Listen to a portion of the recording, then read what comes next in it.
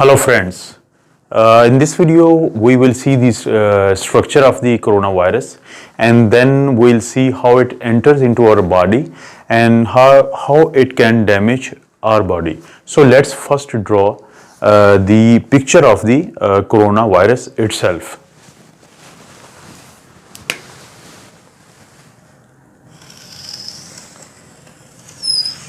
It has got a circular outer membrane which we call the lipid bilayer. So this is a outer membrane of the virus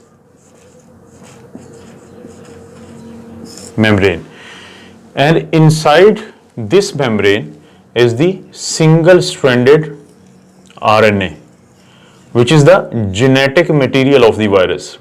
This is the ribonucleic acid, and on this genetic material are certain proteins which we call the nucleocapsid protein.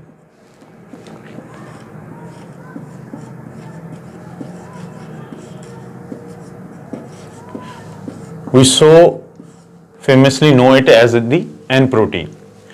Now, on the membrane of the virus, there are certain proteins which we call the membrane protein or M protein.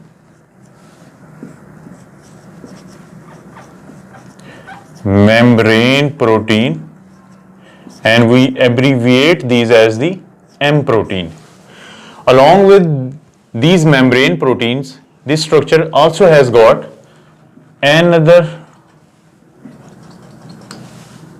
protein which we call the envelope protein or E protein. So this is envelope protein, also known as E protein.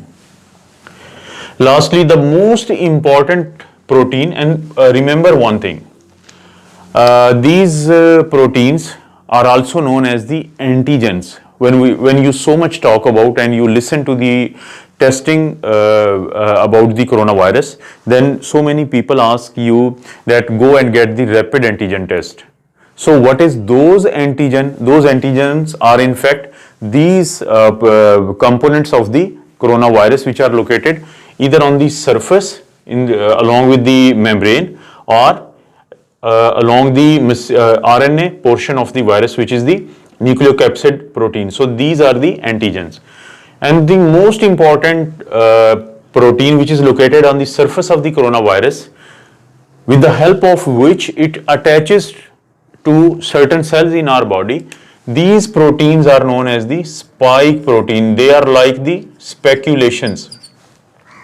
They are like the speculations which are arising from the surface of the virus, and these proteins give this coronavirus a particular structure like a crown of the king. That is why we call these viruses coronaviruses. So these spicules, these are known as spike glycoprotein. Spike glycoprotein, or we call it spike protein, and we simplify by saying these are the S protein. So let's review it.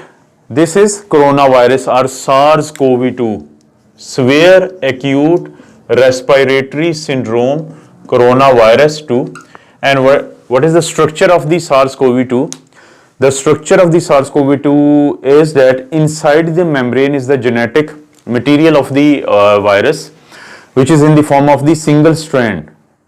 We humans have got a double-stranded deoxyribonucleic acid in our nucleus, but here it has ribonucleic acid, which is a single-stranded, and it contains all the genetic information for building the whole virus itself. Along with this RNA, there are certain proteins which are attached to the RNA, and we call these nucleocapsid protein or N protein. Outside is the membrane, and this membrane has got some other proteins which we call the antigens when it comes to this testing of the virus. And another important thing, when you go to get some test about the coronavirus, they even ask you to have antibody test. Antibody means this is anti to the bodies which are made against the antigen. So antibody is something which is against the antigen, and antigens, gen mean production.